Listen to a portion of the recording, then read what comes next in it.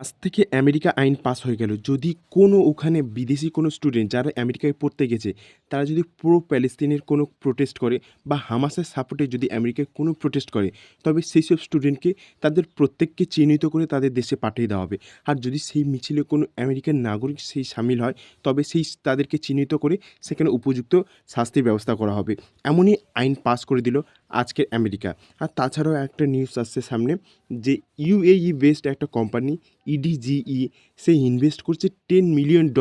তাও কোথায় ইনভেস্ট করছে? ইসরায়েলের ডিফেন্সে তারা এটা ইনভেস্ট করছে। ইউএই বেসড একটা কোম্পানি, যেখানে একটা ইউএই একটা মুসলিম কান্ট্রির মধ্যে আসে, মুসলিম।